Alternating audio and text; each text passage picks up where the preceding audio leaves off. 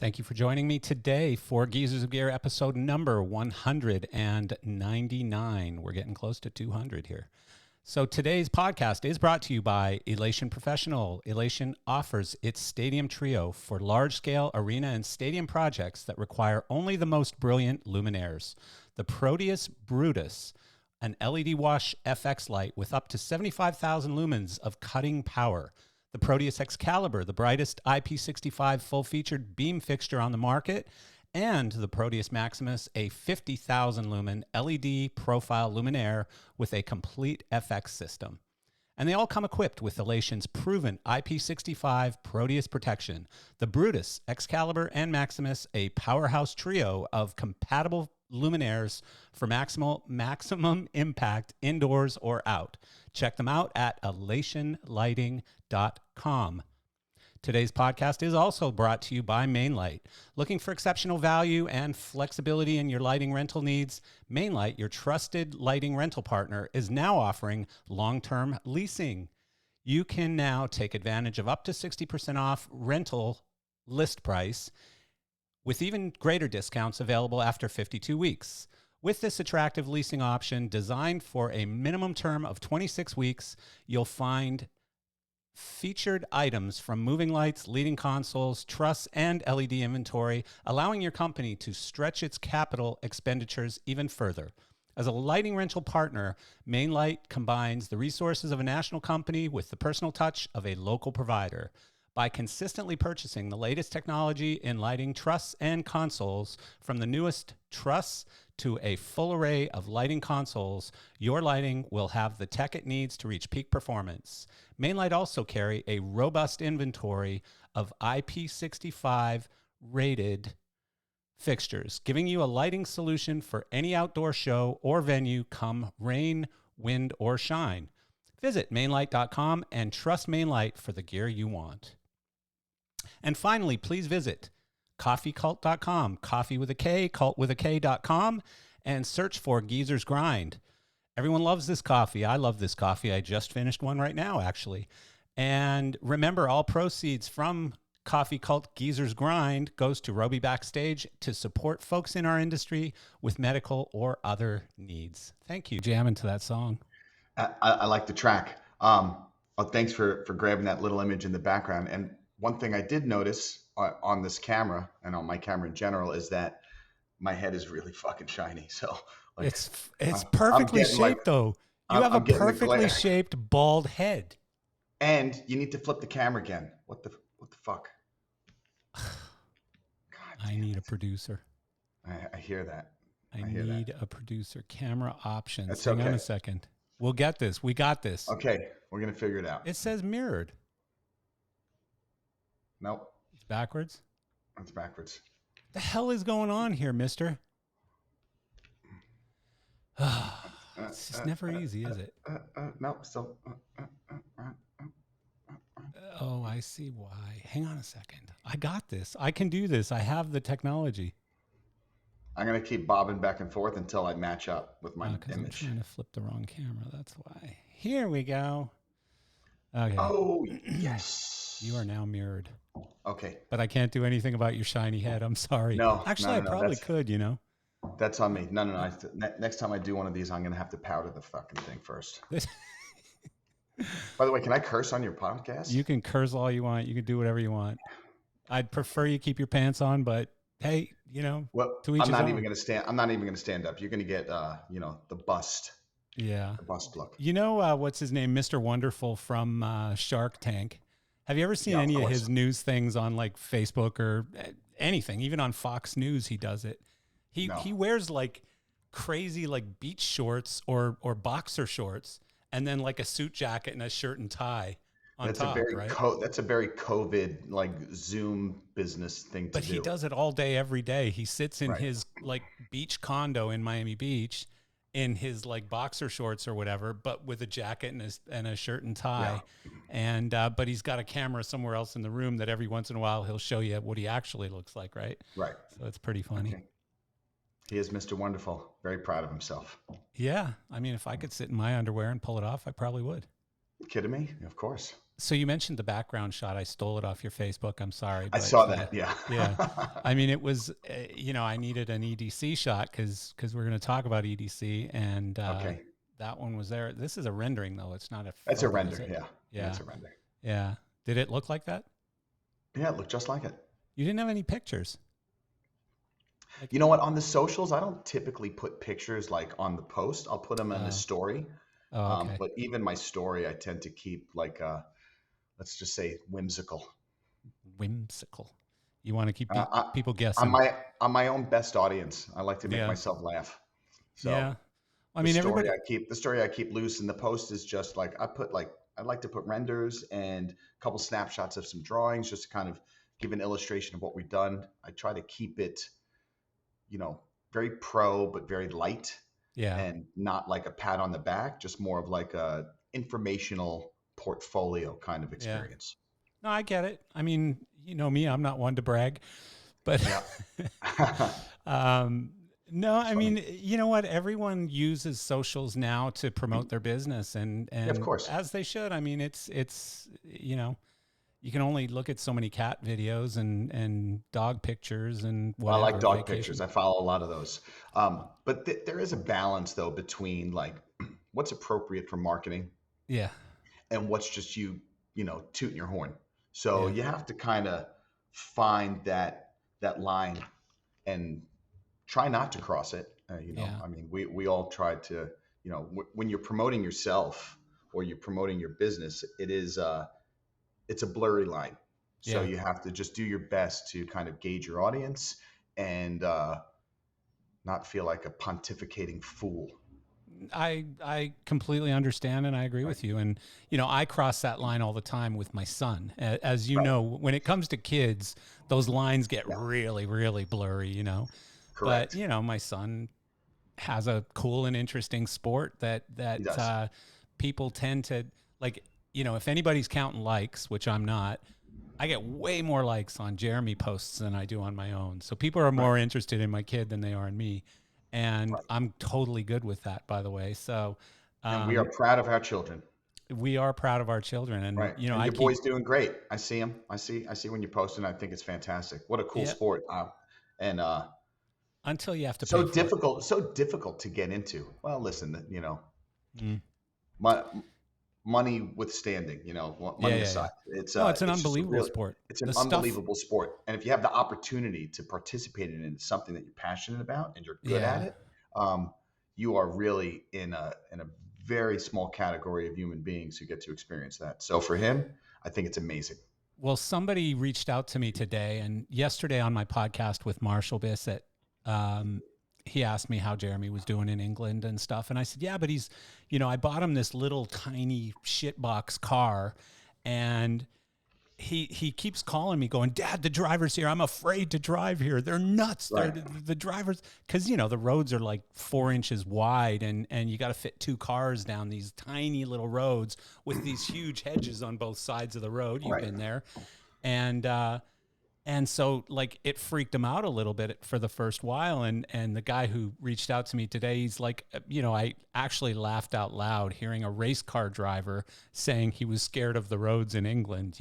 Right. But hey, it's all what you're used to. He like when he got his license, it was the weirdest thing, like driving street license, Right. because he'd tailgate everybody thinking like he's in a race car. And I'm like, Right. dude, old ladies in South He's like, I'm Florida drafting. stop for no reason in the Right. middle of the road with no traffic lights and nothing going on. They just stop. And you can't follow that closely. Right.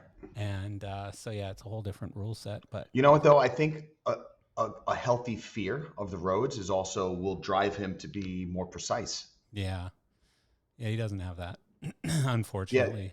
I Yeah, mean, in that sport in particular, precision is obviously is a critical part of it is. success. I Yeah. had an opportunity right before COVID. I was doing a show in Los Angeles at the Novo Theater for a friend of mine. He was performing, and we're sitting in the green room before the show, and he gets a text message. He looks up, he goes, "You're not going to believe this." I go, "What's that?" He goes, "Lewis Hamilton and some of his friends want to come to the show tonight." I was like, crazy. Yeah. Amazing. So Lewis Hamilton came down to the show. They had a good time. He actually texted me in the middle of the show. He's like, Can he come out to front of house and watch the show from there? I was like, of course he can. Just make sure you explain to him the rules, like keep your drinks away from the console, just respect the workspace. But he came out with his friends. They had a good time. And at the end of the show, I was going backstage just to say goodbye to the guys. And the artist who was performing, he and Lewis struck up a relationship, and to this day they're very close. And he calls me over. He goes, "Steve, I want you to meet somebody." And I see him there, and he's got his mask on. It's like kind of it was COVID. I think was just kind of about. It to was kick gone off. for everybody, to be honest, Lewis. I don't even remember like the whole time frame. It's a blur. Yeah. But I come over, and he was like, "Lewis, this is Steve. He's the designer, so and so." And it's kind of a weird thing to say, but I've never had anyone shake my hand with such precision. Oh, right? really? Like you kind of being exposed to the racing world, this guy took his hand out like he was firing a pistol, and obviously I'm in camera, and it was like his hand was perfectly 12 and 6 o'clock. He had the perfect like grip right there, one pump, and then like he put it back in like a robot. Jesus. And my whole brain just went click, click, click, click, click, click, click. I went, what the fuck was that? What was that? Again, not to go off on this forever, but we got time. So, my kid's racing in England right now from I think he got there February and he's there until the end of October. Right. And so he lives in Silverstone, and Silverstone is sort of the mecca of racing in England. It's where there's a track there, the Silverstone track. That's where they do the British Grand Prix. Right. But it's really a mecca of racing. It's like maybe Indianapolis here in the US, but times 100. But anyways, he goes every day to this place called iZone, which is a driver development and training facility. And he'll be there, and Red Bull will send drivers in, or Mercedes will send, because they're all across the street. The Mercedes F1 factory's across the street. That's cool. And the Aston Martin factories across the street, Red Bull's right up the road in Milton Keynes. And so, but he'll go there first thing in the morning. They'll do meditation. Then he'll do yoga, but it's really intense yoga. Then he'll do driver simulating. And these driver sims are $100,000, $200,000 simulators where it's a half a car and then three projectors in front of you covering your whole vision, right? Yep. And so anyways, he'll do that, and then he'll do some hardcore weight training and physical training, and then he'll go back and do this session where he'll have to do qualifying on a track that he's never been to, some really intense, made up, almost impossible track. And he'll have to do a qualifying run while counting down from 500 to 0 in sevens. And so they're just fucking with your brain. They're trying to mess you up in all these weird different ways to, it's like making you ride a bicycle really fast and throwing snowballs at your face while you do it or whatever, right? I love precision sports, and this is crazy. It's amazing. Well, a 10th could make a difference between first and ninth, Yeah. 1/10 on a 2-minute lap, 1/10 of a second on a 2-minute lap could mean you go from first to ninth. Yeah. And and all the combinations you have to do on your steering wheel, basically that computer that controls everything. I mean, there's a million combos, right? Boom, boom, boom, all these but buttons. that's not even, that's what I'm talking about is where you enter the turn, where you hit your brakes, where you're off your brakes, where you enter the turn, where you're back on the gas, where you're, all of those things. It's just, I can't do it. I can't do it. I mean, of course not. We'll go out and you have to train. We'll go out and play go-karts every once in a while. And he beats me by laps. He just completely makes me look stupid. He's precise. Yeah, he's precise. That's what he does. I see your daughter. Is she getting officially into lighting, or does she just do that for fun at EDM shows? No. My kids, when they come to shows, and you probably saw the video that I posted from Coachella. They just, they've been exposed to it their whole lives, so it's not new to them. And the opportunity presents itself. I push them right in front of the desk. That's awesome. So they're both. I mean, my son's a musician. He's an anomaly, that kind of musician, next level. But both of my kids. What's he play again? I forget. Creative. He's a sax player. Sax, right? Yeah. That's cool. So Are they set in a path, or like does? Both of them highly creative. My daughter is a sophomore at Chapman University, and my son is a junior at Agora High School.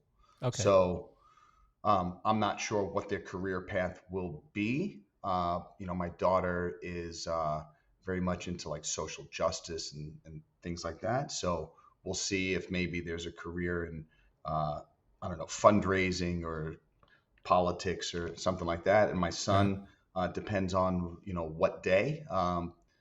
He's a very skilled musician, so he's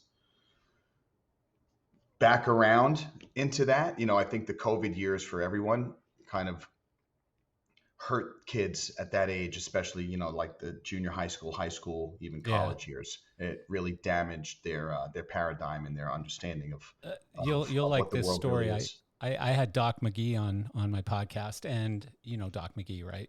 Yeah. Rock and roll manager. Yeah. Yeah. And so I was asking Doc about the music business these days. I said, what if my son was like a virtuoso musician, and he really, this is all he wanted to do. He lived and slept and ate music and playing music, and he wanted that to be his career. I said, do I still send him down that path? And he said, well, let Right. me ask you a question. And I said, what? And he said, is he any good? And I said, let's assume he's good. And he goes, well, I got to ask you that. And I said, why? And he said, because everybody thinks they're a bull rider till somebody opens the fucking gate.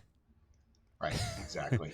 And I mean, it was a great line. And I don't remember what he actually said about the music business, but I think he basically said if he's good, he's going to find a way to make it a career. And it's not totally dissimilar to racing, except the difference in racing is it really is money. It comes down to really rich Right. You need people. sponsorship. Really rich kids tend to get, there's only 20 seats in Formula One, and every Right. driver growing up from 7 years old wants to be an F1 driver. Of course. And there's only 20 seats, and probably 10 or 12 of them are paid for by, a billionaire dad or a Right. billionaire And uncle or and those whatever. vehicles cost what, $100 million?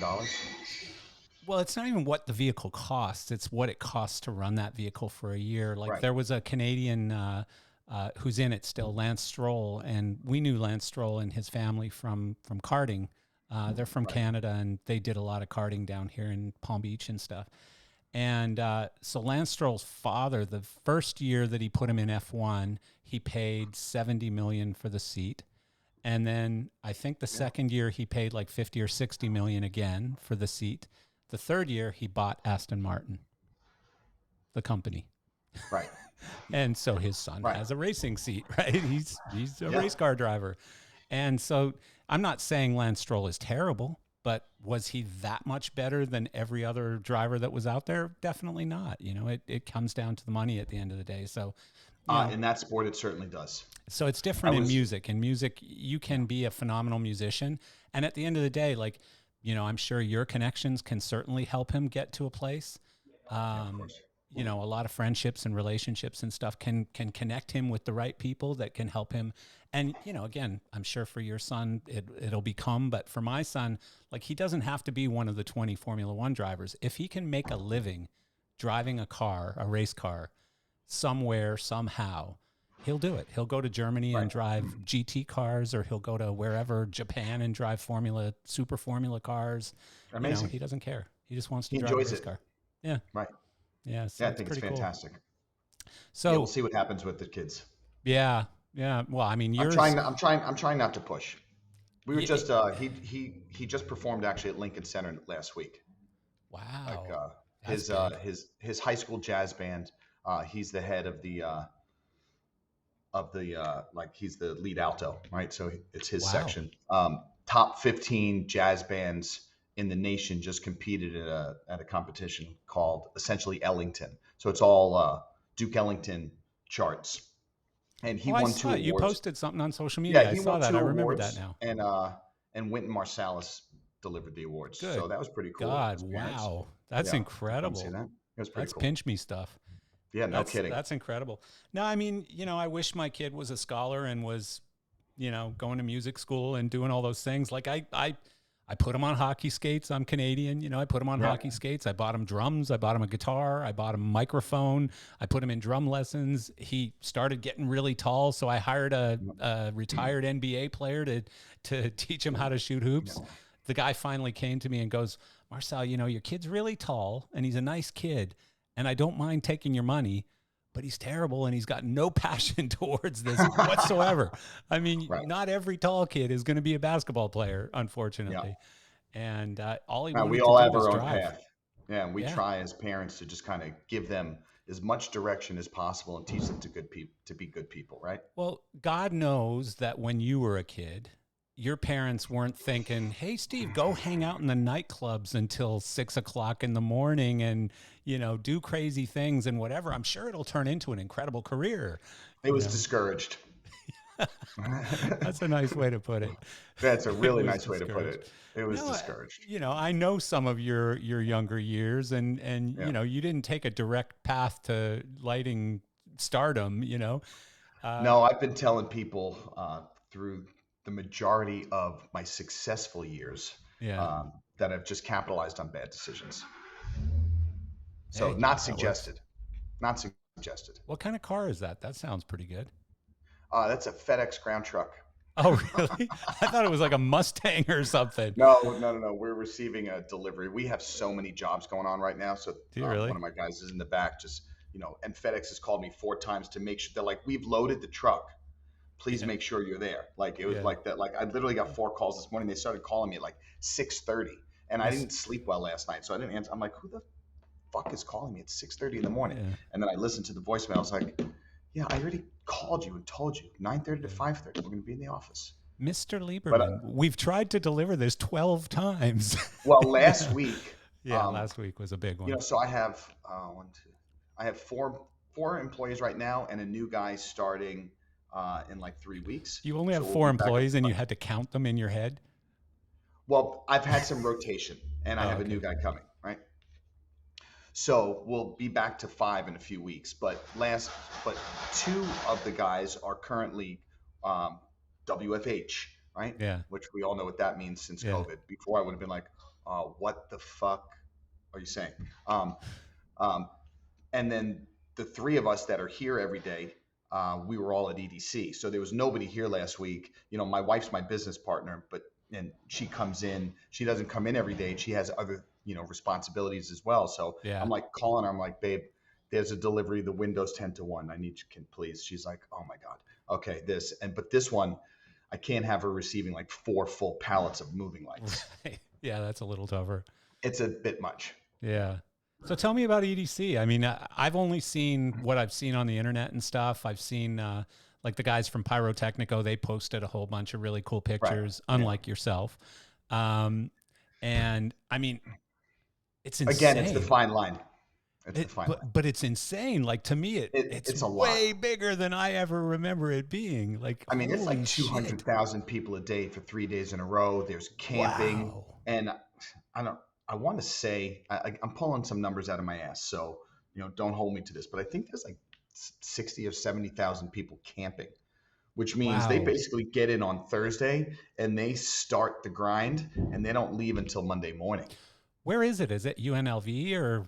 It's at the Las Vegas Motor Speedway. Oh, right, of course. So we're all the way at the north side, right next to Nellis Air Force Base. Wow. But the economic impact to the city of Las Vegas when that show rolls through is absolutely tremendous. It's probably the biggest thing that happens out of the year until Formula One comes to town.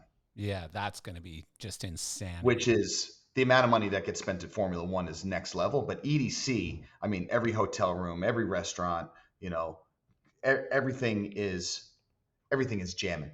Yeah. And for us, EDC, this year happened to also be Insomniac's 30-year anniversary. So it was a big, kind of like a bigger celebration internally for them, Yeah. because it's a major milestone. Yeah. And for us, we designed 3 stages there. I had staff, and just the coordination is 7 or 8 months long of Right. coordination from Wow. start to finish. And now we're really trying to get ahead. We're already working on 2024 Jesus. for EDC Las Vegas, not including all the other shows. But this So had to be that much bigger than any other year, it, right? it's a beast, like circuit grounds, for instance. So this year we did circuit grounds. We do Neon Garden, which are our two stages that we do every year, and then and we also do Wasteland. And Wasteland, we design lighting and video. We're given the structure as to what it is. It's kind of like a bass music environment. Mm-hmm. Really cool space.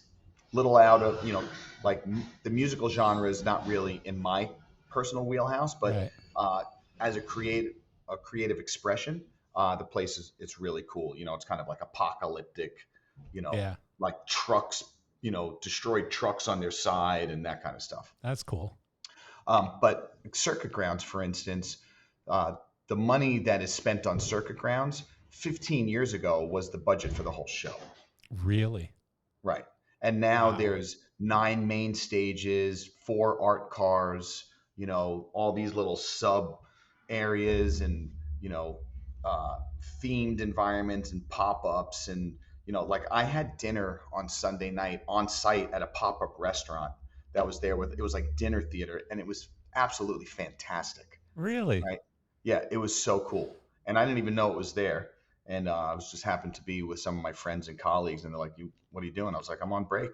They're like, "Come have dinner." I was like, "I Cool. think I will. I So think I will come how have many dinner." stages are there total?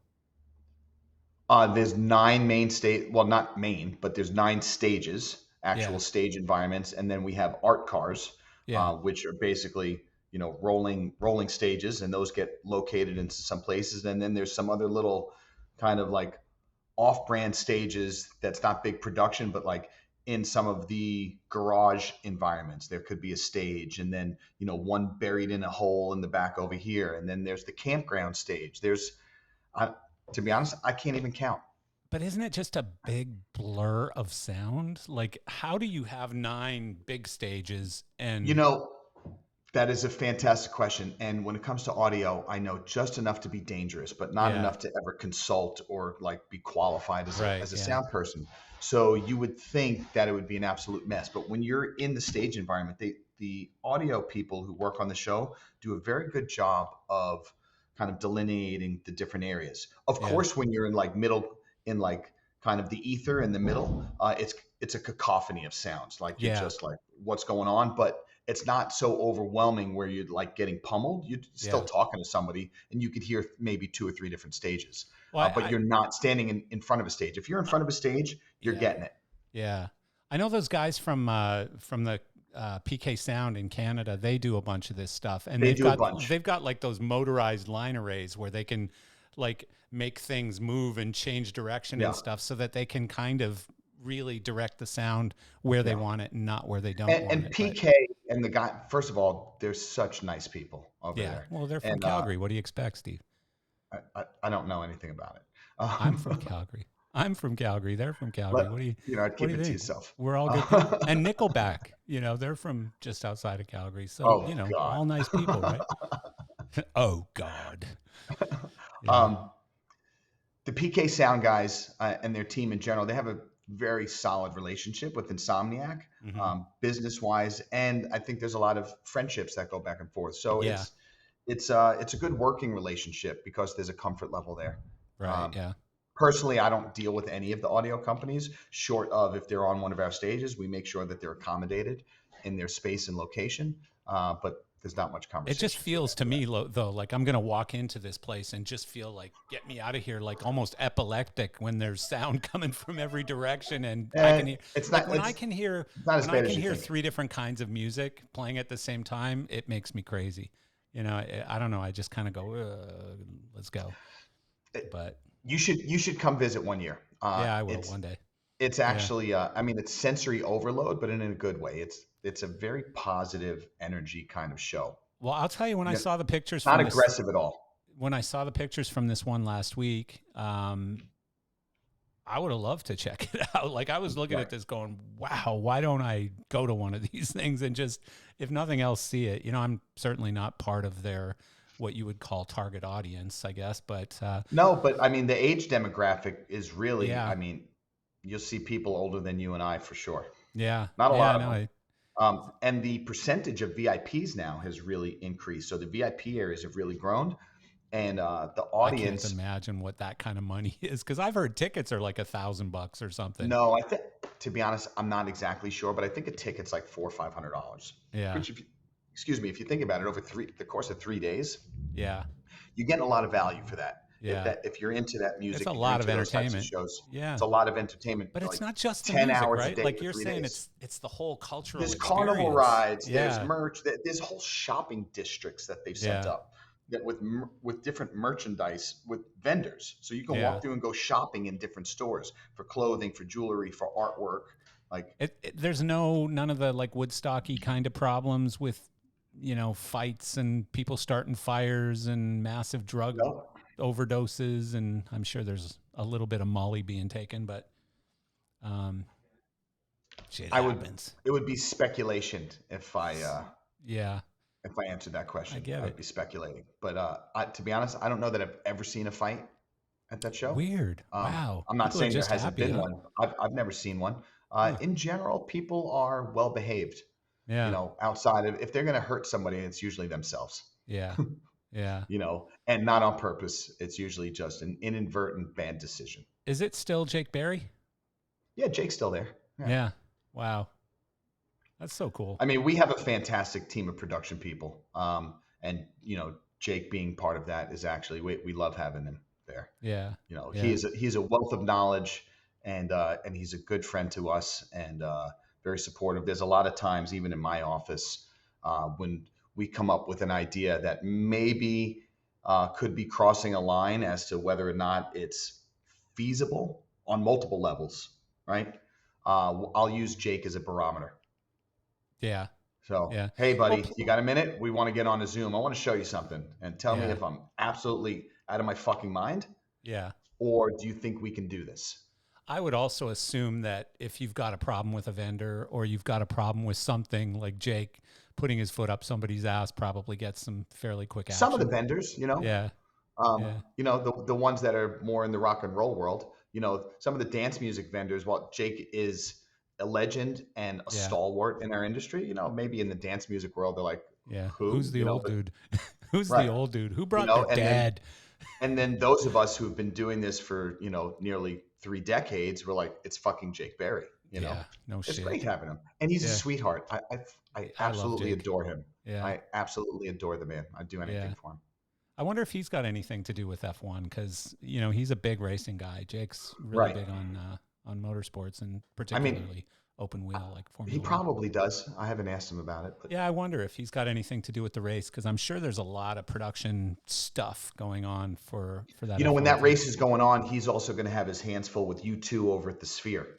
Of course, yeah, they're doing the Right. residency there. So right? when U2 does something, I mean, he's been with them since since the beginning dawn of time. Yeah, Right. So yeah. that's Have his you ever show. heard his AC/DC story? Which one?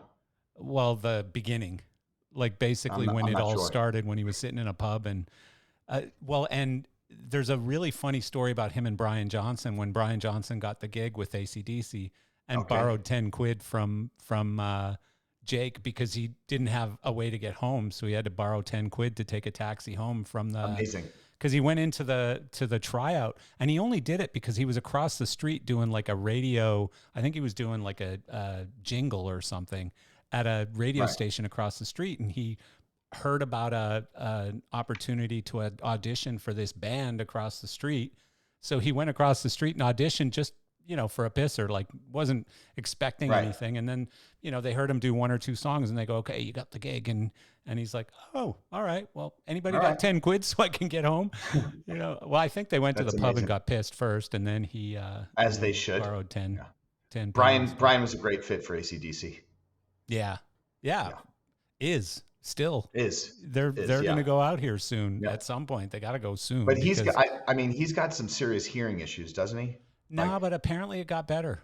Okay. Cosmo is very close with Brian because they live pretty Right. close together. So Cosmo visits him a lot, and he always kind of checks in and lets me know because we talk about Right. racing because Brian's a big racing guy. But Right. but yeah, apparently he got better, and they did Oh, an that's album, good. and they're gonna tour. They're Okay. just in no hurry. Part of the band is dead, and but they got to Yes. tour soon because As everyone's in most of their the bands seventies now. from that era are Yeah, yeah. quickly approaching retirement age, and if they're not, they're going to die on It's stage. depressing, man. Let's just say It's depressing. metaphorically. Yeah. Yeah. No, but it's depressing. It's like every week you're reading about one of my heroes dying, It's like, oh Right. man, not him. But I mean, Yeah. when the Paul McCartneys and the Stones and Led Zeppelin, when they all start dying off, it's going to really be a sad day. It's going to be like, oh no, it's time to go. Time to check out. It's over. So, other than EDC, like, are you just EDC now, like, or EDC in clubs? But I mean, are you just electronic music? Are you doing Like dance any? music. I mean, that's where our passion is, right? So Yeah, I've always, as long as you've known me since I was a little shit yeah, of a kid, right in yeah, New club York, guy.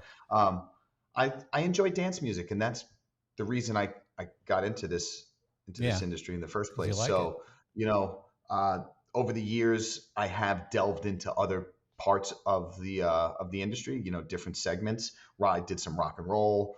I've done some TV and film, and in the end, I keep sliding back into the gutter with my Yeah, dance music friends, and it's yeah, where I'm comfortable. It's where I really enjoy it, and back in the day, in the beginning of the career, nobody wanted to be in that world anyway. They thought it yeah, was, the shit end of the industry.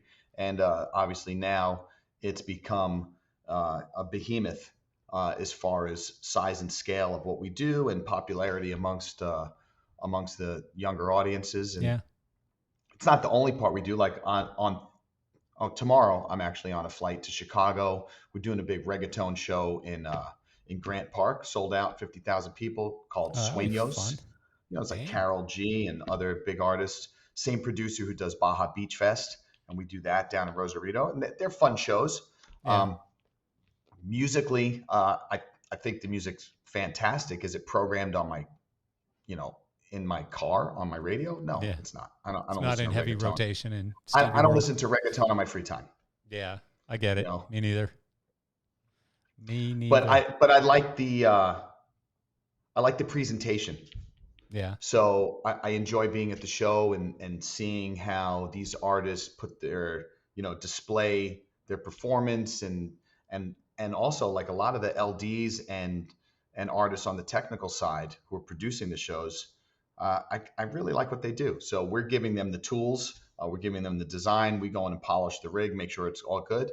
But the majority of them, as in most touring artists, come with technical staff, and their LDs really have it together for the most yeah, part. I would say, percentage wise, I think it's actually higher than a lot of other segments. yeah. No, but I mean, the fact that you've been able to become so wildly successful in dance music, EDM, even all the big, you know, let's face it, a high percentage of the mega clubs you're doing. Yeah, A lot of the yeah, big Vegas stuff, a lot of the big stuff all over the world, I think. yeah. But there's a lot to be said for staying in your lane and not trying to be everything to everyone and doing what you really enjoy doing and doing it well. Uh, It's not a I bad thing. agree. I appreciate the comments, and Yeah. I agree. Like we've all heard when we were younger, you can be a jack of all trades or a master of one, right? Yeah. And I don't think I'm a master of one. I'm improving, and I Yeah. think I'm better than just maybe one, Yeah. but definitely not a jack of all, Yeah. right? So I was talking to somebody yesterday. The main stage of EDC is a very theatrical experience. There's like these huge, beautiful kind of statues. They're inflatables, and someone was asking me like if I could do design like that. I was like, that's absolutely so far out of my wheelhouse. I can't do that at all. Like, Yeah. never done it. We're not going to start now, and I don't like learning on a client's dime. Yeah. It's just not what we do. When we do, like in my heart, I'm techno and house music, and I like that edgy, in your face, um, we're production designers. We do delve into, scenic elements, but even our scenic elements, when we go down that road, they're sharp, knife edge, aggressive types of Yeah. elements. So I don't do the soft, ethereal, like Yeah. Broadway show kind of stuff. Yeah. It's just not No, my I get it. personality. I get it. Big, bold, So bright beams in your face, as a designer, as an artist, I think every designer and artist, whether it's a lighting designer or you're, you know, a an impressionist, whatever that you are, you have a style, and that's when you're doing artwork, you express yourself. Yeah. No, it makes a huge amount of sense. I'm Yeah. all for it. I mean, believe me, I see too many guys where, like, I'll go see a show, and I don't really want to use examples because I hate calling people out, but No, I'll go see a let's not show do where that. it's, Yeah. the guy's last show was like, something really super heavy. And this show is, something incredibly light and poppy. And they're using the same looks. Like it's white flashing lights in your face. And it's like Yeah. a really soft, and so, like, to me, sometimes if that's your character and that's who you are and that's your lane, Right. sometimes you're better staying in it. But I don't think you're Agreed. limited like that. Like, I think you could go do Eurovision. You're a big show kind of guy, and not everybody looks at a big show and goes, "Well, it's the same thing. It's just scaled up a bit." And but I think you'd be a great designer for like a I Eurovision. appreciate that. I have some philosophies that have kind of suited me and have suited the business model. And for the people that I surround myself with, whether they're an employee or just a third party contractor, Right. um, that have kind of these philosophies have worked. And the philosophy is really like embrace your environment. We're not trying to, again, I love cliches. My old man gave them to me since I'm a kid. We're not trying to put a square peg in a round hole. We're trying to kind of see what works with the experience that we have, with the real estate in front of us, whatever, or the geometry or whatever we're working with, or the music style. All of these things have meaning, and all of them have to be interpreted visually, right? Yeah. So it's not a one size fits all. Yeah. White strobes in your face, that's not the body of a show. That's punctuation at the end of a sentence, right? So if I walk up to a show and the LD, whoever it is, whether it's dance music, rock and roll, hip hop, or reggaeton, if you're smashing me in the face with lights, I'm fucking leaving. Yeah. It's very uncommon that I even stay when a guest LD comes on. I make sure that they're good. I look at them, I go, "Are you good?" Great. And then I probably won't even see the first two notes of the first song. So I've what's turned your around what's and I've your left. what's your role at EDC? Are you like the overall like lighting consultant, lighting designer? I have three stages that I'm responsible for. Okay. So, and uh, aside from producing drawings that we do, here in my office and distributing them to the client, and then they send them out to the field, and distribute them to the stage managers and to the vendors and things like that. We do coordination up until the show's built and executed. On top of that, we also staff it with LDs for festival LDs. Now, there are some stages that are a little bit more heavy on guest LDs. So I know who we're putting when it comes to that, because you have to be able to handle guys coming in, loading their show files, sharing presets, and making sure that they have an opportunity to put their best foot forward. Yeah. So at EDC, at this most recent iteration last week, um, the three stages, I had six guys, myself included in that six. So me plus five. I was the LD on circuit grounds, and then I had one of my guys in my office was my assistant LD, and then another guy in my office was the LD on Neon Garden, and then I gave him a number two, and then I hired a colleague for a stage for my third stage, and I gave him a number two. These are 10, 12 hours. It's 10 hours straight of music, and we have to be there 2 hours before, and we stay till the end. I have no expectation that one human being can just stand there, not take a piss or go eat dinner, or Right. just be Yeah. able to walk away from that for a minute, without There's no somebody being able breaks to in cover it. between music. It's just Oh no. nonstop. Oh no, no, no. It's nonstop, one into the Wow. next. I Oh, I mean, we didn't know might that. have we might have a 1 minute changeover because there's just like a blackout for a moment. Yeah. But this is not like you know live music experience Yeah. where we're like Bands aren't changing sets and we're stuff. not Yeah. rolling risers on and off and you Yeah. rotate out of the stage. We're going from one major headliner to another major headliner. So Hmm. Circuit Grounds, during our peaks, we have 60 or 70,000 kids in front of that one stage. Damn. And, we'll have 3 or 4 monster performers in a row. So they're not leaving. Jesus. But I'm rotating the staff through So front are of those house. people wearing diapers? The audience or the Yeah, LDs? all the audience in front of the stage. I'd like to think we have enough bathrooms. There have been issues in the past, well, let's transition for a minute. So like, speaking of that, Yuma at Coachella, Yeah. I think that this might be our 10th year at Yuma. And this year, 5,500 people. It's a fully enclosed tent, wood floors, air conditioned. It's essentially a monster nightclub. We even have a bar in there. When we first used to produce Yuma, it was the same thing. Like, you had to wait in line to get in. And if you're not in line at the right time for the headliners, you could be in line. I mean, I've seen the line go for it looked like a mile. Like, you're just not getting in, unfortunately. Huh. But when we first started producing it, there were no bathrooms. And the people that caught on to that, they were pissing in garbage cans, and it became a real biohazard until we're like, okay, we need a bathroom area inside because there are people that post up and won't leave. So the evolution of that, we learned real quick, like, okay, this is a real fucking problem, right? We can't have people like pissing on the floor. Yeah. What gave you the clue? Was it the smell? Yeah. Well, the smell's a good clue. Yeah. Yeah. Wow. Yeah. I mean, There's, some of there's these no things. books. There's no books written on these That's what I was gonna say. that Like, can you really don't tell know. you what's going to happen in front of you. We could figure out what happened before, but you don't know what's going to happen tomorrow. Right. So you're hoping that you have enough experience when you're developing these environments to anticipate what's ahead of you. But When do nobody's these perfect. things get too big, though? Like, What's too big? I don't know. Like, that's what I don't know. Like, I think everything's does, scalable with the right planning. Like Las Vegas. Actually, I thought it was very well run this year, and I've seen the show. Like, I remember, probably 10 years ago,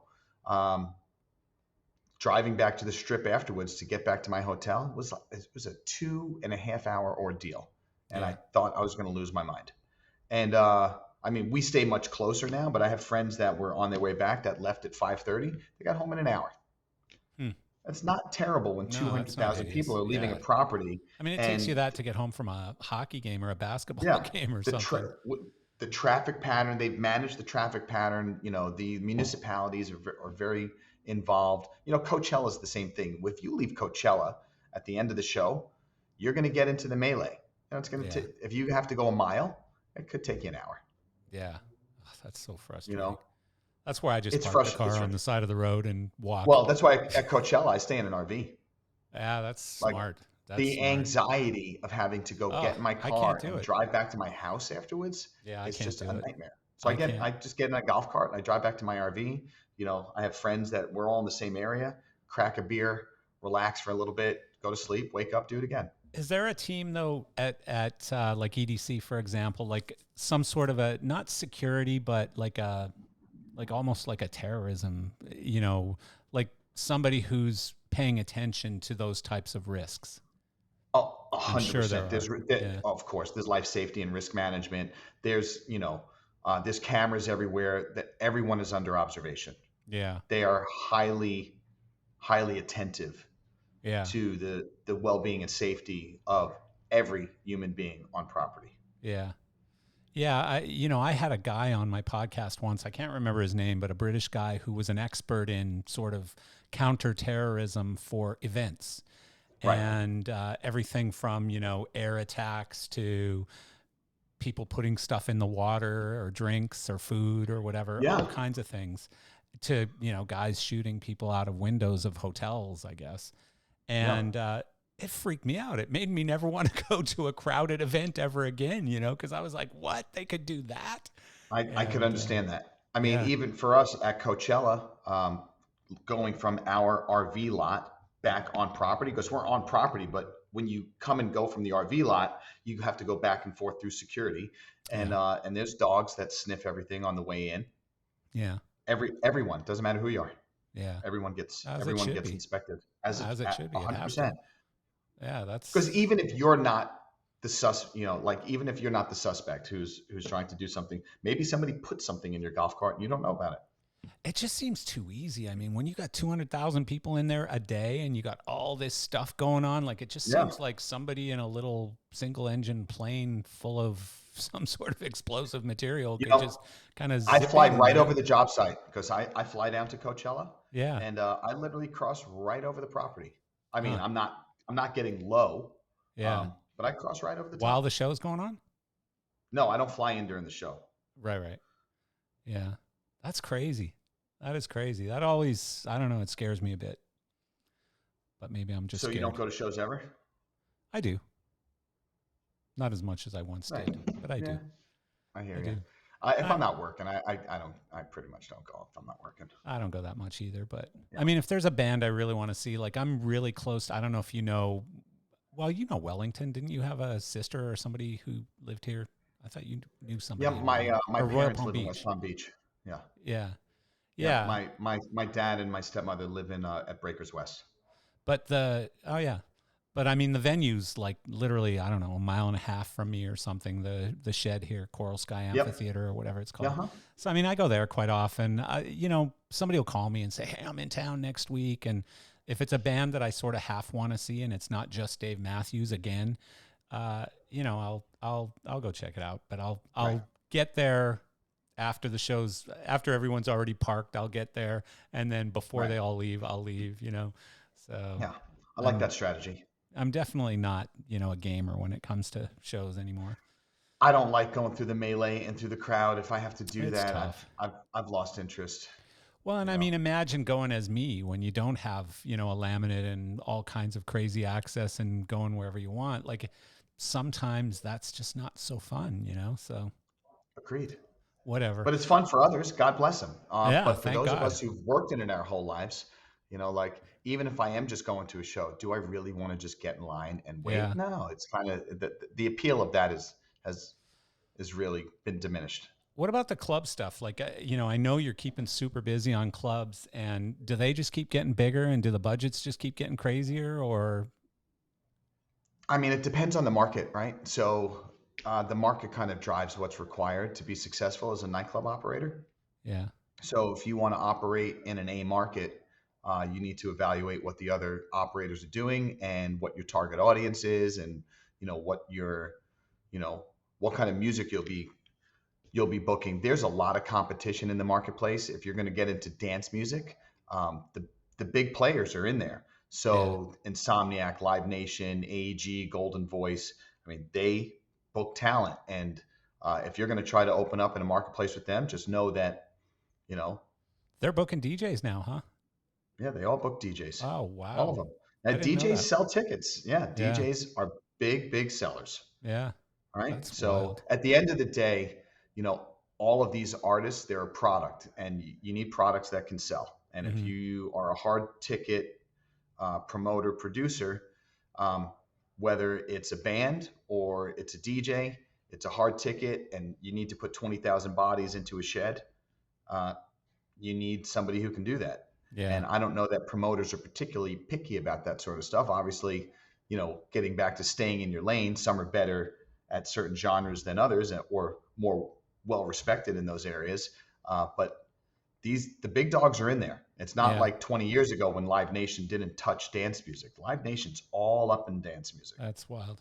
So You know, like when somebody approaches you to do a big club, you know, a mega yeah, club, a big right. budget club, are they saying I want you to build a replica of the last big thing you did, or is it always got to be something super fresh, like they want the latest, most unique, different idea that's never been seen before? I hope that they're not asking for a replica Yeah. because that's not really what we're interested in doing. Um, Well, but I asked you that because, like Meacham, I was talking to Meacham about this because, you know, everyone wants 11. Like, just redo 11 for me. And it's just not, it doesn't work like that. I would lose interest in the venue, Yeah. or the client or the project, Yeah. and we don't pick projects like that, and we don't say yes to every project. Yeah. So it's got to be something that we believe in with a group of people that we want to be with, that we feel offer Yeah. something in return aside from just finances. Yeah. Finances have to be there. We're a business. We have to keep the doors open. I have to pay for the software. I have to pay employees, Hmm. and all the other things that go with operating a business. But if you're going to run a business based on creative, it's creative. We want to be able to express ourselves. We want to be able to do our artwork, and we want to be able to have an opportunity to flourish in those environments. And Yeah. if we're going to come up to a client, it's going to go, can you just replicate what you've done there? I would say, have a nice day, Right. Yeah. right? I Not love for that though. us. That's cool. Yeah. Hire somebody else. We're not your guy, Yeah. right? And we're not interested in building clubs for those kinds of clients.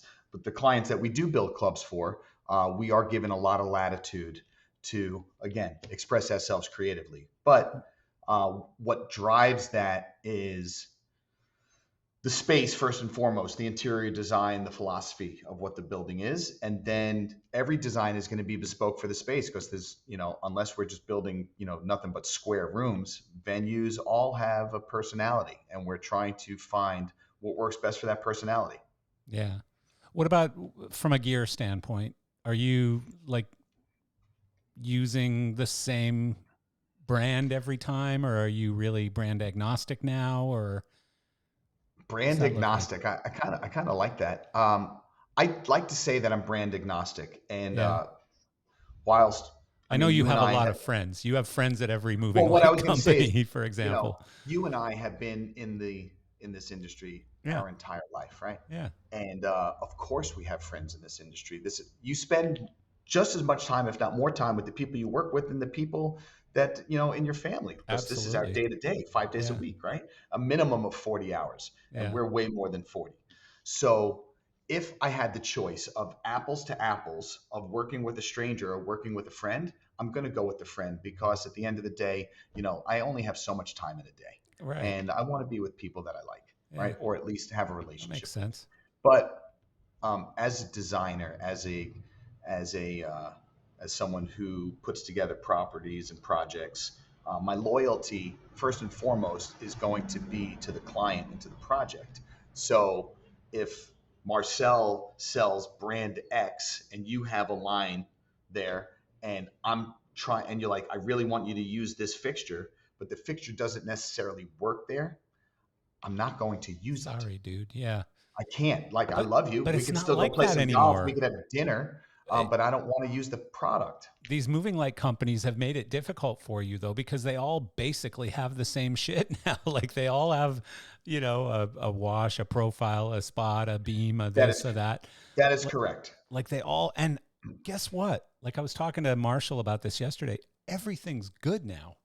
Like even the cheap junk is good now, The the cheap junk is acceptable, right? I, There are different levels, right? of And I course. think I think for someone who may be listening to this and trying to evaluate the delta between a fixture type A and B, and I really want to stay away from naming anybody, It's um, good. is that imagine going out and buying a really nice camera, but you just bought the body. And now you're trying to decide whether to put the $1,000 lens on it or the $100 lens on it.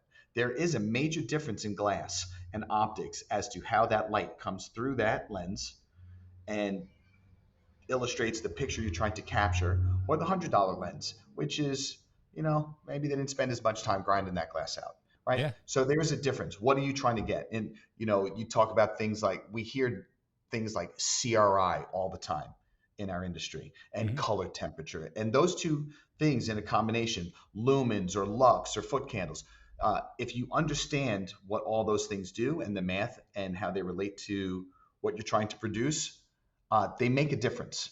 Hmm. If you don't know what you're looking at, then I guess, just try to match the numbers up at least, and keep the numbers the same across your fixture types, instead of like, Yeah. being all over the place.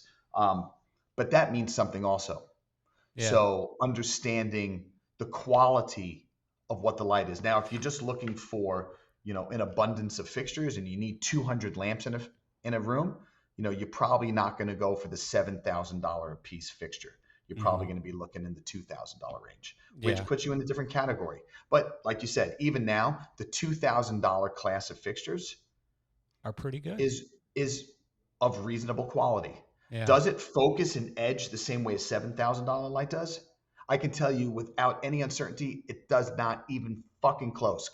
Yeah. come anywhere near it when it Yeah. comes to standards and quality of projection and what you're going to see on the overall Yeah, field and you what that could looks you like. could walk into a room and see whether there's Robe fixtures or Ching Chow Lighting Company fixtures hanging in the ceiling. Yes. You could see that. The average guy buying a $1,000 bottle of vodka probably couldn't see that and wouldn't care, You're you're right. You're right? 100% correct. So, However, if I took that same customer, I was mhm. going to say something else, but we took that same vodka customer and I put him in a demo room with the rest of us who are in the trade, and I said, "Here's the low end fixture and here's the high end fixture," and I start focusing them, and he's going to go, "Oh, no shit. There's a big difference." Now, is he going to notice the difference if he's hammered on the dance floor and things like that? Does it matter there? Yeah. It depends. I don't know. Hey, It, it matters to it I'm all matters for to me. quality. I'm just It my matters to me. Yeah. I want to see good optics My point if I is can that afford the it. lines are very blurred now between the best stuff and the medium stuff, call it. You Oh, know, I and agree with you. And we yeah, use it all. It yeah, depends on the client. Like some clients, we all want champagne and lobster, but sometimes you can only afford beer and hamburgers, right? yeah, But we make sure that it's still a good hamburger. yeah, yeah. No, it's well said. And And what's important as well is that the company that you're buying from supports whatever it is that they're going to sell you. well, So even if it's of lower quality, like I need the human resources that go with the company. So whatever brand it is, if you're not going to stand behind it, then it's that's not the for us. differentiator. Like that's it. If like because I think today products are as similar as they've ever been, and I've been in this industry a long time. You Yeah, know, there was a huge gap in quality between all of the different brands back in the day. tremendous. Today, they're all a lot more bunched in. And it all comes down to who you have the relationship with and do you trust them when shit hits the fan, right? And That's that's everything. what matters. Like all the lights work when they're working, but when they Right, break, who do you want to call? Who do you want to be right. on the phone with and who's going to Like, take really good care of you? and we do shows. We don't do shows Monday through Friday from 9 to 5. That's not when we're doing shows. That's not when they break. They break on Saturday at Yeah. 10 p.m. Yeah. So if I call you on Saturday at 10 p.m., do you answer the phone on Saturday at 10 p.m. or I do I don't. get I don't. or do I get a well, you're not tech support. I'm letting you know. I don't. Yeah. I'm not answering the Right. phone. I'd probably push you into voicemail also. Yeah. But that means something. Yeah. If you're using software to run a show and they don't have tech support Yeah. during showtime, what the fuck? Speaking of which, what's your console choice? Are you MA or I've been MA for quite some time. yeah? For moving lights and shows, MA has that's been our go-to. And for clubs as well? Yeah, for clubs too. Yeah.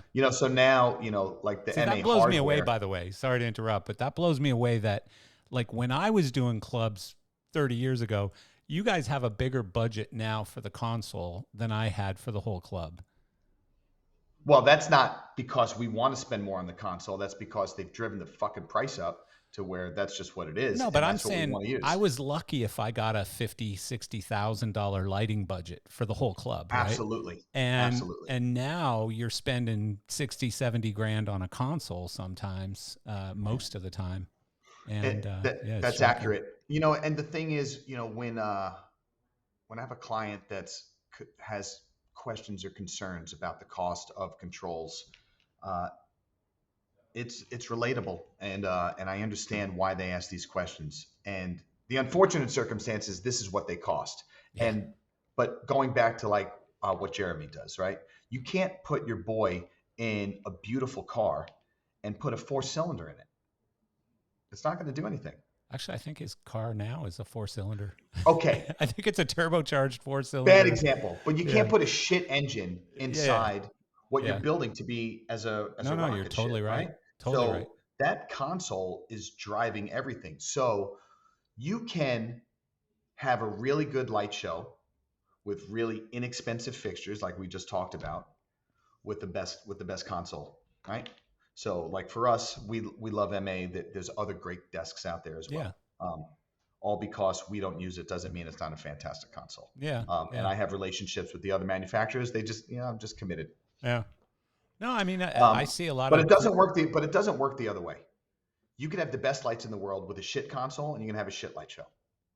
Yeah. Because you're not gonna have all the tools that you need to build what you want, or it's Remember gonna what we take 10 used to times have as to long. do to make a circle? Yeah.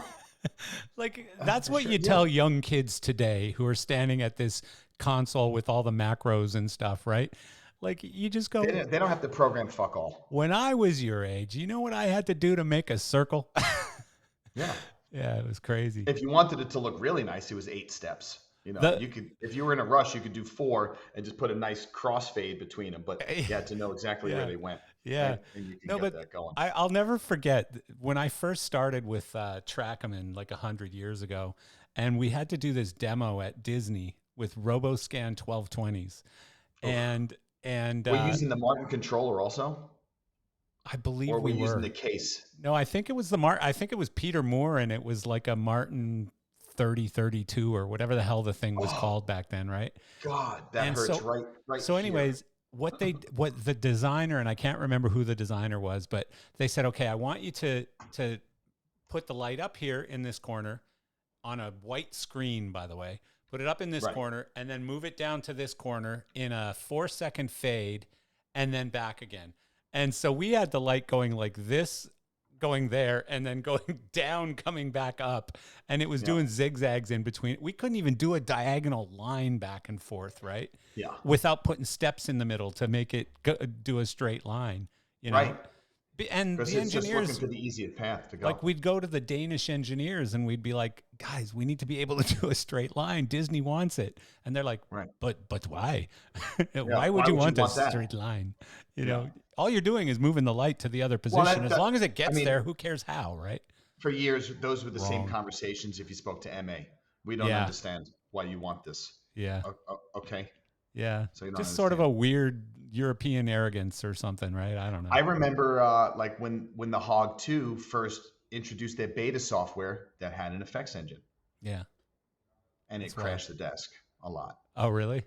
Yeah. I think if you actually, so you could grab fixtures and you could hit like circle effect or whatever it would do, and it would start doing this. But if you hit the clear all button in the effects generator, the whole console would just literally just.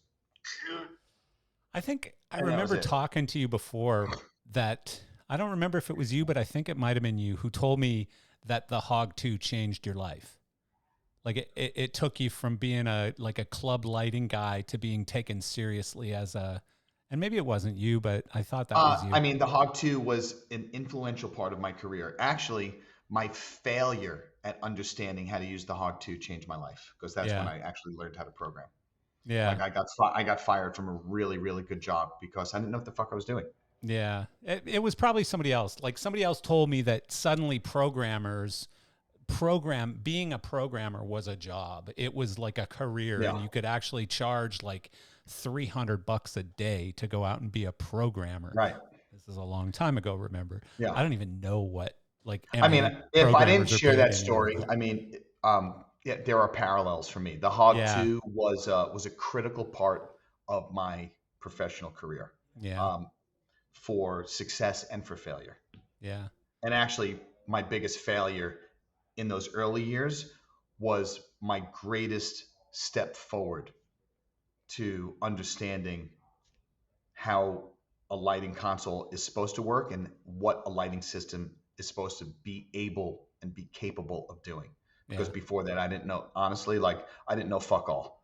You know, like I've related to like, you know, obviously in the past 10 years, you know, I've become a pilot, and, you know, when you first get your pilot's certificate, you get a private pilot. So you can only fly what's called VFR, which is visual flight rules. Yeah. And then all of a sudden, you know, if you have the bandwidth to move forward, I got my instrument rating. Yeah. So your instrument rating changes everything from being a private pilot to being instrument rated pilot. They're not even closely related to each other. And you realize once you get your instrument rating, that as a VFR only private pilot, you're just a fucking monkey in an airplane. Yeah. Right? Literally. Like, well said. None of the other rules even apply to what you fucking do. But when you're instrument rated and you fly IFR, you know, just by the rules, forget even flying in weather, but just flying by the instrument rules and understanding clearances and approaches and, you know, arrivals and all those things, you're like, oh my God, what the fuck was I even doing before? I am Yeah. actually a hazard in the sky. Yeah. And until you understand, you know, what the console's supposed to do and what your rig is supposed to do and what your show is supposed to do and how to kind of illustrate what your ideas are, you're just a fucking monkey behind a console. Yeah. That's such a great comparison. Yeah. So on the flying thing, Yeah. like, are you obsessed? I am passionate. Yeah. I'm Yeah. absolutely passionate. I love it. But are you like gonna go further? Like as a Like a jet? professional pilot. No, no, no. As a guy with a plane, Oh, but jets are a really better expensive. plane. A In better plane. aviation, they say speed is money. How fast you want to go? And right now, I'm good at it, like 135 knots. Yeah. So, Yeah. I own my aircraft free and clear. Yeah. It's still an expensive. Um, I'm we'll just call talking it a about the hobby, go but I use it further for work. thing. The go further thing. You know what I I would mean? love to. As a pilot, we all want to go faster. Yeah. Um, I'm gonna wait till my younger one gets through college Yeah. before I go ahead. Because airplane, it's not like an extra 50 grand. Yeah. It's hundreds of thousands. Yeah. You want to get in a jet, you know, Yeah. it's the price of a nice Millions. it's the price of a Millions. nice home. Yeah. So and my wife's not really keen on flying, although like if she said if I had pressurized jet, she would go, but she does not like going in my single engine piston. She doesn't care Really? for it. I Yeah, she love does not that. like it. I My love little son, my planes son like goes that. with me all the time. My Does he? daughter on occasion.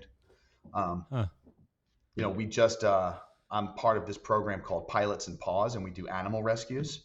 So like maybe 3 weeks ago, my son and I rescued a dog, and we flew it up to San Jose. So like That's super cool.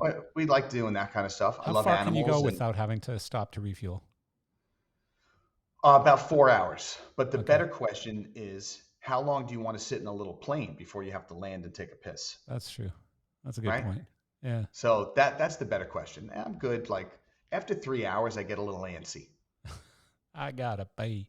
So it's not as how far can you go? It's 3 hour flight is about my limitations on how long I want to sit there strapped to a I'm seat. guessing in California, there's a lot of smaller airports where you can stop and take a piss and get back in the air within 20 minutes or something, right? Actually, believe it or not, all over the United States and I'm sure even in Canada too, there's little airports everywhere. And until you look at until you look at a chart and Yeah. you're like, oh my God, I didn't realize there was an airport like 3 miles from my house, or like they're everywhere. Yeah. So even when I took my son and we flew up north to sorry, just reading something real quick. No worries. When we flew up north, afterwards, after we dropped the dog off, we wanted to stop for lunch, and there's this little airport right on the beach on the central coast in Pismo Beach, and it's like a 2,000-foot strip, literally no tower. It's in the dunes, and we landed. I was like, we'll just get fuel there, and we're gonna go get lunch, and then we'll fly home from there. So I land. Of course, the fuel pump doesn't work, and I was like, motherfucker, right? Yeah. So we got lunch, we came back, and then there's another airport that's maybe 15 miles. So we jumped in the plane, I took off, landed at the other airport, got fuel there, and then we flew home. And there's 5 other airports within Yeah. 40 There's miles. like 2 miles from me is the Aero Club. I don't know if you're familiar with that, but it's Yeah, like a but you little, probably live at it, right? Yeah, yeah, it's a it's a little community. housing development, and everyone's got their own little hangar, and there's a Yeah, runway down the center, and a lot of people fight to get the homes in there because fuel is like $2 a gallon cheaper than anywhere else. right.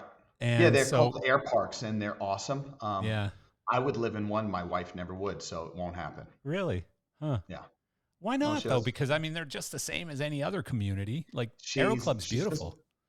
well, they're not as prevalent here in Florida. There's a lot of them. Yeah, They're not prevalent in California, so they're a little more spread out. And still, if you're going to live there, you're an aviator, and yeah. you're into it. She's Well, not into although it. I have a friend who lives in the Aero Club and doesn't have a plane, and Interesting.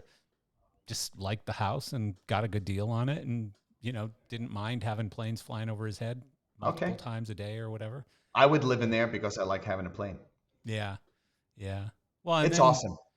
yeah, I mean, but then you'd probably start getting plane envy, and next thing you know, you're spending those hundreds of thousands of dollars that you were talking about getting the bigger, Easily, better, easily. faster planes.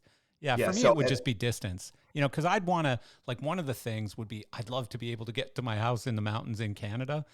But, you know, now you're talking about thousands of miles, right? So with a little right, plane, it's just not doable. It's ridiculous.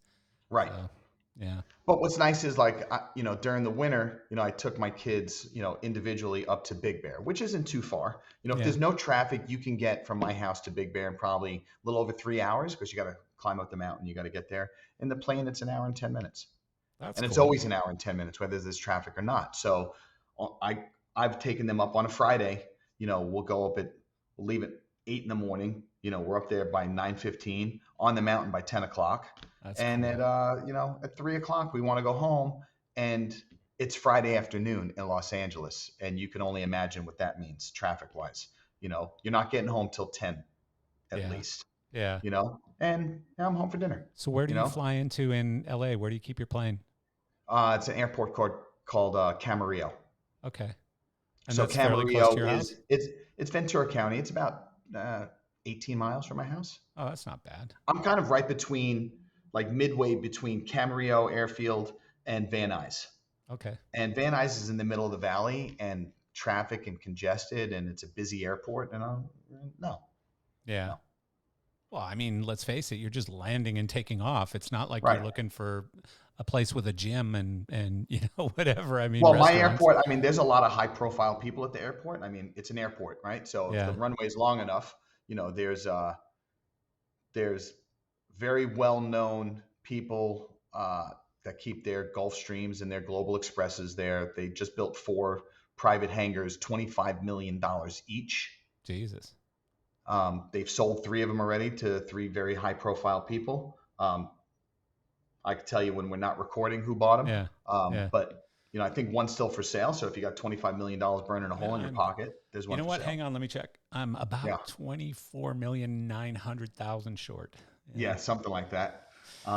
They're only about 100 yards from my hangar. Yeah. That's pretty cool. It's a nice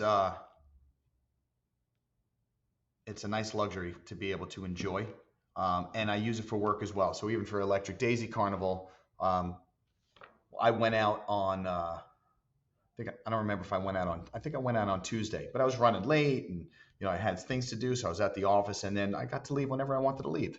So I was running late. I said I'd be there at a certain time. I was there a little later. Pulled the plane out, and I go. Coming home, same thing. Like if you drive out to Electric Daisy Carnival, you're going to get punished and you're going to get slapped into traffic. So where normally, to go the 300 miles should be 4.5, 5 hours, it's probably an 8 or 9 hour drive. Damn. I was home in 2 hours, That's awesome. Yeah, that's a always nice home in perk. 2 hours. Yeah, So you it's nice. always go to Vegas flying yourself, right? Yeah, I mean, unless I don't know weather is why a you shit drive. show. Yeah. Yeah. Flying when it's super hot is uncomfortable, so you have to just time it right. Yeah. And general aviation, you need to make good decisions, right? So if you really 100% need to be there at a certain time, you should probably just fly commercial. Jet Suite X goes there, so just fly Yeah. commercial. If you have a little bit of play in your schedule and weather or some other adversary, did I say it right? Whatever. Yeah. Shitty thing Adversity. happens. If some other adversity pops up, that you need to understand that could delay you. Yeah. Right? That makes I got sense. a flat tire once landing at Lindbergh Field, which is San Diego International. That was very inconvenient. They have no services there for general aviation. Ooh. So my buddy, who's a mechanic, flew down the next day with a fully assembled wheel to replace my flat tire. Huh. That's And cool. yeah, except, being at San Diego International is expensive. Yeah. So the next day when I came to pull my plane out, and I fly there all the time, they're like, sorry, we need to charge you for the next night of parking and ramp. I was like, What's that you guys are cost? there. It's $50 a day. I Oh, was like, are you guys really sticking me for another $50 because I got a fucking flat tire? yeah. They're like, we don't make the Yeah. rules. Yes, sir, Yeah, we are. we sure are. But Thank you very typically, much. like if I fly to Vegas, like Henderson Airport, I pay $12 a night for parking. Oh, that's nothing. That's nothing. A friend of mine here has a small plane, a single engine plane, and Yeah, one day he called me up and said, "Hey, you want to go down to the Keys for lunch?" I said, "It's a bit of a drive, absolutely. ain't it?" And he goes, "No, we'll fly down. It's, I forget what it was, 30 minutes or 40 minutes or Right. something. And so we went down to Marathon. And again, there was nobody in the tower or anything. So it was like all visual, making sure Yeah, there's and you nobody talk to around other and stuff. pilots Yeah. on a common And frequency. we landed. He goes inside, and like the guy inside hands him keys to a car. Yeah, crew car. And we take this car out and we go to lunch and we go back. I'm like, this is pretty cool. It's Yeah, what awesome. did that Hopefully, just cost? And he he was said nice enough nothing. to put like $10 in fuel in it or something. I don't remember if we did or not. Yeah, but it's a nice courtesy. But yeah, we get crew cars. So if you go to an airport and they have like an FBO there, which is a fixed based operator that handles Yeah. general aviation, they typically have crew cars, which is for Cool. pilots or crew. So you could go get lunch or go run some errands real quick. Typically while you're waiting for passengers, or just That's so cool. because you're there. Yeah. It's So what do you got nice. coming up? Well, I'm going to Chicago next week. We just opened up a new club in Dallas for Groot Hospitality called Komodo. We're building. I don't know. We have probably 10 or 12 nightclubs under development. Damn. And just lots of shows that we're designing. There's There's more just a lot going EDCs on. too, right? There's more EDCs. EDC Orlando is coming up at the end of in the fall. We have EDC China coming back in the fall as well. We have Portola Festival up in NorCal for Golden Voice. We have a lot of techno shows locally for Framework, which is a big techno brand here in LA. Nice. Again, we have Baja Beach Fest coming up in Rosarito, Mexico. Live nightclub at the Fountain Blue in Las Vegas. Nightclub and day club, and we're doing some of the other properties there. So you're kind of We're busy. doing some clubs in Mexico and some big projects in Miami. Thank God we're very grateful for the work, and our clients. 90% of our clients are also friends and colleagues, people that we've just kind of come up through the business together. So it's still a job. It can grind you like any other job. So even last night, I was working at home till probably 1 o'clock in the morning. Goes, my wife's like, "Why don't you give it a break?" I go, "Babe, if I'm not tired, I'm gonna go lay in bed and think about all the work I have to do, or I could just fucking sit here and do it." Yeah. Right. Yeah. So I don't always follow that philosophy. Sometimes I lay in bed and just stress out about all the work and just don't do anything. I know And the program. last night I motivated and banged out some design work. I actually got something modeled and a couple things sketched, so I was able to like prepare myself for the day. Cool. And then 8 a.m. flight tomorrow, back out, and then home for a couple weeks. Well, that's fun. Yeah. Well, I appreciate you taking the time to do this, Steve. It's so cool to catch up with you. We keep aside from the threatening to do it, podcast, it's great to actually dedicate some time to talk to an old friend and just kind of catch up. The fact that we've recorded it, great. But that's why I do this. The recording is secondary. If anybody listens, cool. If they don't, it was good to see my buddy. By tomorrow at noon, you'll have about 400 people who have downloaded it. So fantastic. Remarkably. Yeah. Well, thank you so much, buddy. It's nice to see the way it's grown. So congratulations. Appreciate it. On having the perseverance to produce this and engage with the people in our industry to just kind of chop it up and keep things, keep the conversation alive. If nothing else, I'm a stubborn bastard. So, Right. Yeah. I appreciate that. We have that in common. We do. Yeah. All right, buddy. Good to see you. All the best. See you later.